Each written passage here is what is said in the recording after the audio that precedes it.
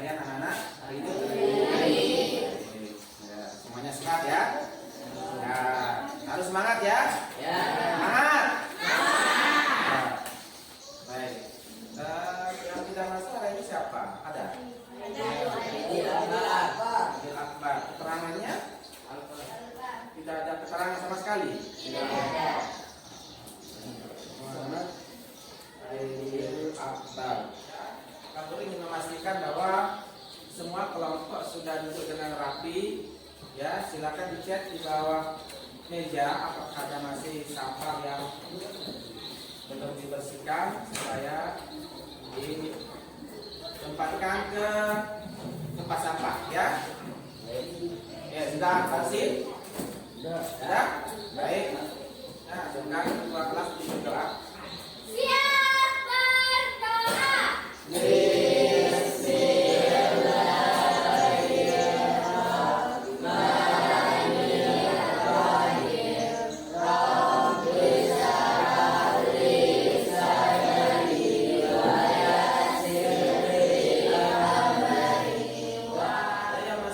Mempelajari tentang apa minggu lalu tentang mobilitas sosial apa saja yang kita pelajari ya, Linda?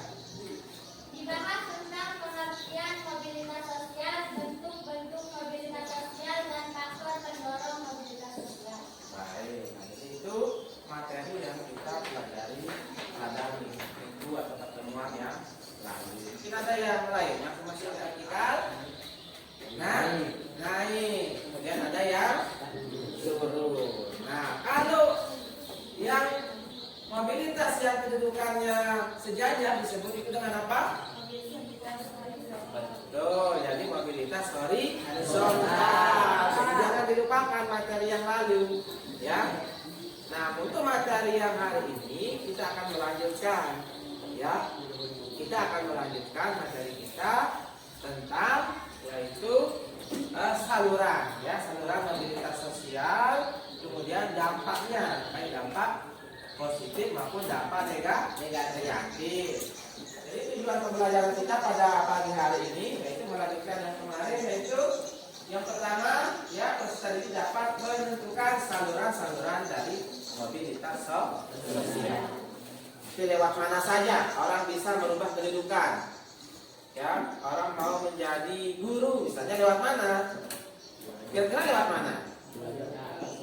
Lewat belajar, kuliah, ya. Kalau orang mau jadi tukang guru lewat mana? Belajar juga. Terlebih dahulu dia melakukan ibadah namanya haji, ya. Karena biasanya kalau menjadi orang tukang guru itu ya harus haji dulu, di samping memiliki ilmu agama yang banyak. Ada juga yang ingin menjadi presiden, lewat mana dia? Presiden.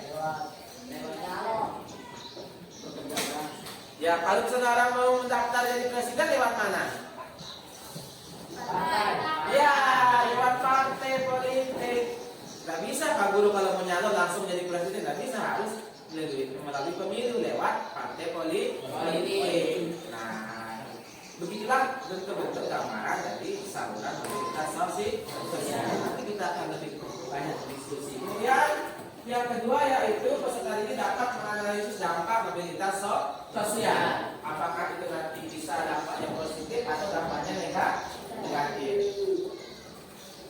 Sudah jelas anak-anak?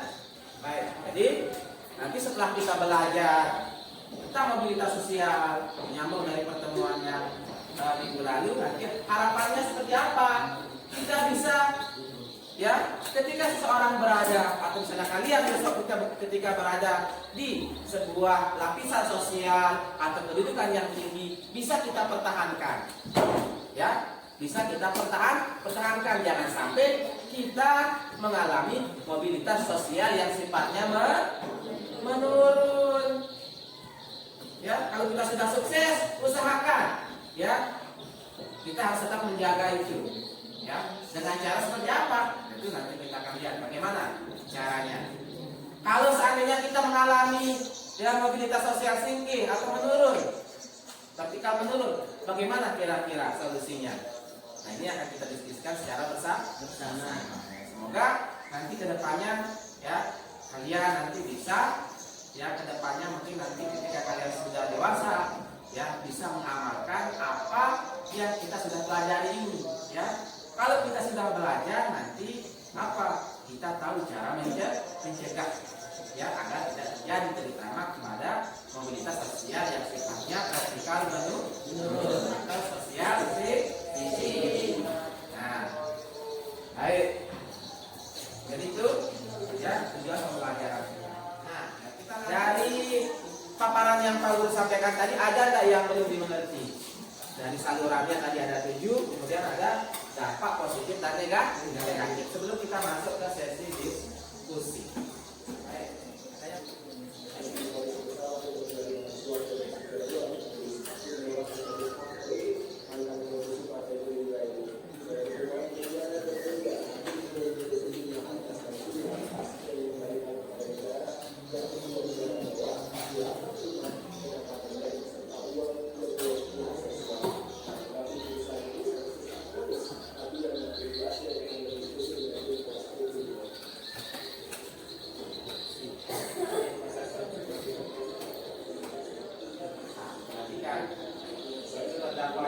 Nangis ya sampai nangis.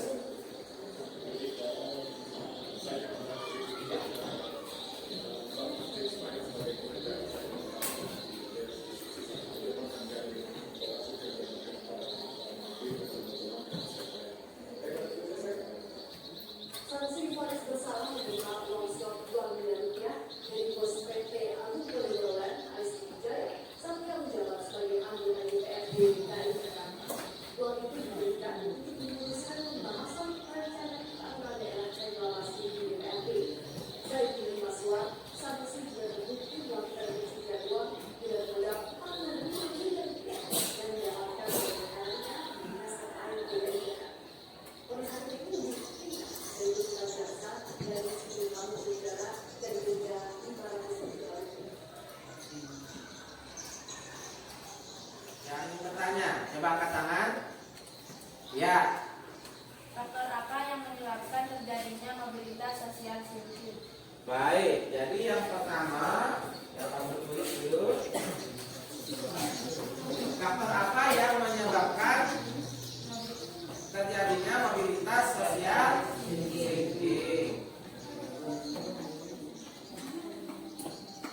Nah, kemudian yang kedua.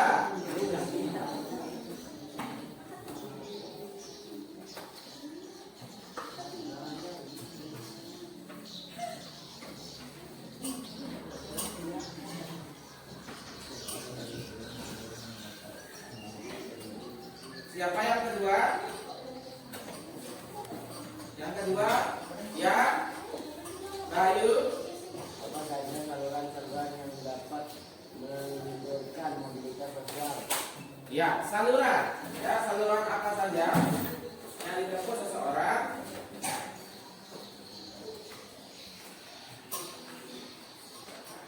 Pak Guru sudah tadi menyampaikan sekilas tentang materi yang kita pelajari hari ini. Kemudian nanti silakan ketua kelompok. Ya, seperti biasa kemarin ya.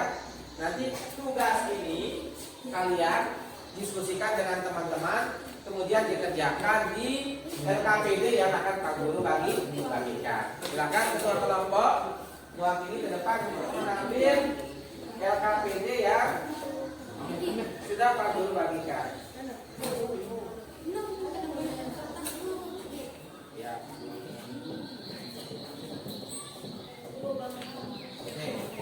Sudah ketemu? Sudah ada yang ketemu? Ya, bagus. Lanjutkan. Ini dampak mobilitas sosial Ya, social thinking, fokusnya ke social thinking sesuai dengan kasus yang tadi. terlihat terdakwa menangis saat diwawancara. Ya, silakan dituangkan di apa namanya di LKPD-nya. Ya, silakan ketua atau sekretaris bisa bantu menulis jawabannya. Jadi semua pendapat teman-temannya itu dimasukkan ya. Perhatikan, semua semua pendapat temannya ini dimasukkan, nanti itu menjadi bahan diskusi ke depan. Assalamualaikum warahmatullahi wabarakatuh.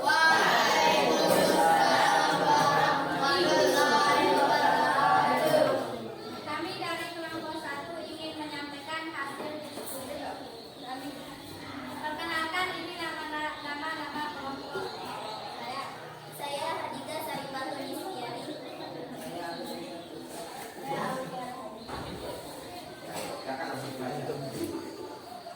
Apa yang menyebabkan terjadinya sosial thinking?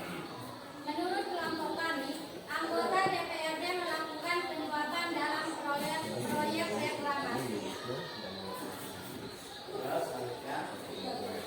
2. Apa saja saluran-saluran yang dapat mewujudkan mobilitas sosial? Menurut kelompok kami, 1. Angkatan bersenjata, 2. Lembaga keagamaan, 3. Lembaga pendidikan, 4. Organisasi politik, 6. Organisasi ekonomi, 7. Organisasi profesi, 8. Perkawinan. Jadi besar salahnya ya, biar terdengar sampai belakang. Nanti persiapkan tanggapan atau pertanyaan dari kelompok lain. Soal ketiga, dampak apa saja yang ditimbulkan oleh mobilitas sosial ini? 1. Sudah? Baik, kita beri tepuk tangan kepada kelompok.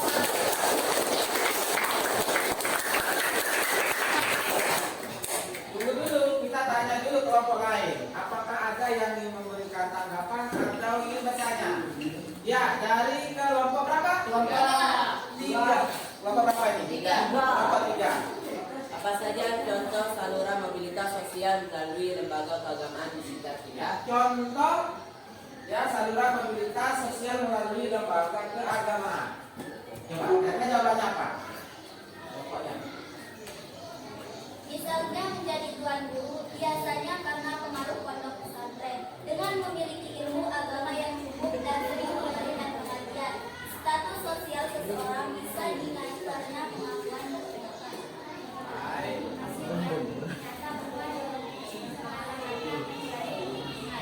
Iya. Baik, kita tepuk tangan untuk kelompok 3.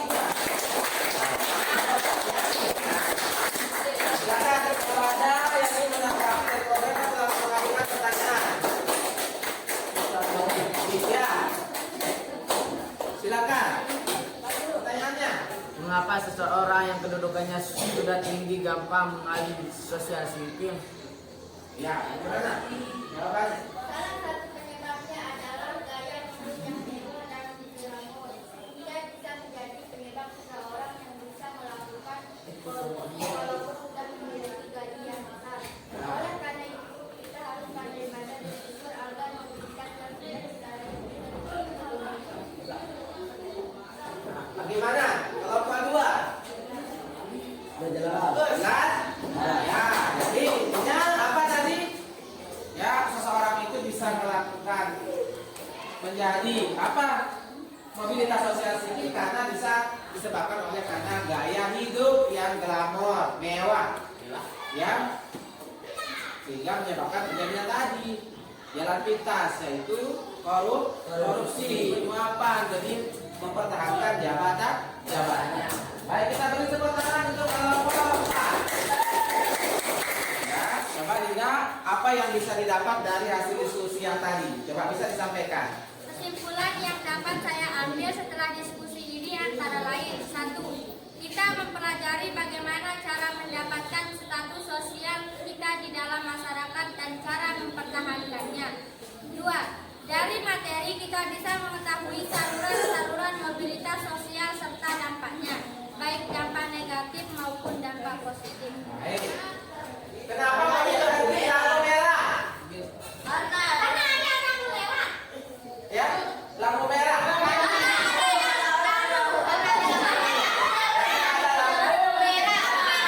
Coba lihat jawaban yang betul. Betul jawaban kalian, tapi yang betul ini. Aku bilang aku udah terlabrak.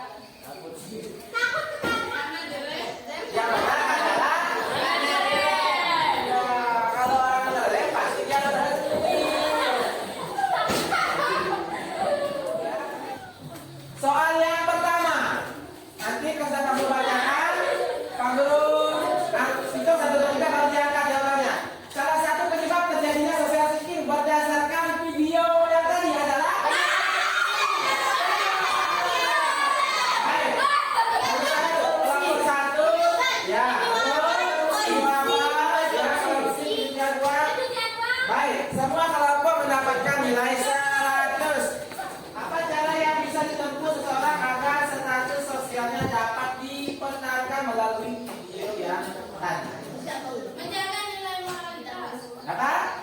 menjaga nilai moralitas. Menjaga nilai yang lain.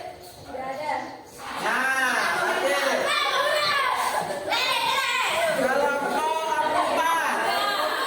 Kelompok 1 nilainya 300.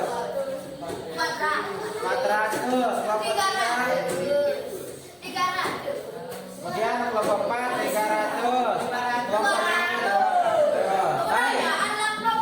Jadi yang paling tinggi nilainya adalah kelompok 2. Kita beri tepuk tangan untuk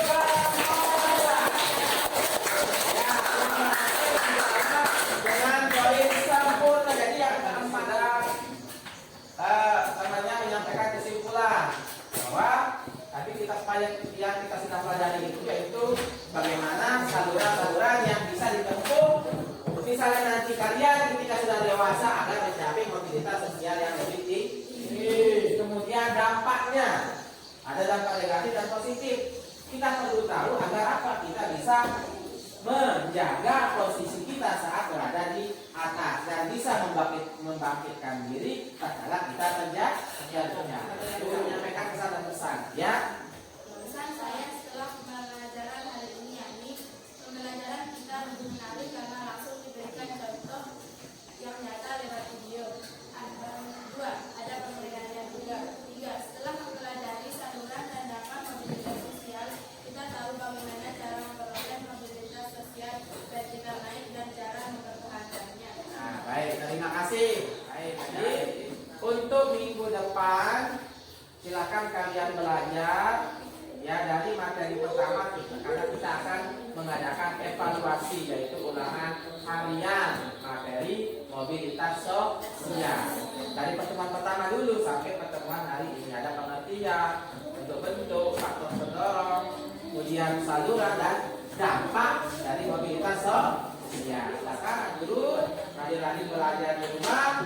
Ya semoga apa yang kita pelajari pada pagi hari ini yang bisa kita pahami bersama dan kita gunakan untuk panduan kita bagaimana untuk hidup ke depannya ya agar bisa menjadi kehidupan yang lebih baik. Sampai di sini Pak Guru akhiri ya. Billahi taufiq wal hidayah. Wassalamualaikum warahmatullahi wabarakatuh.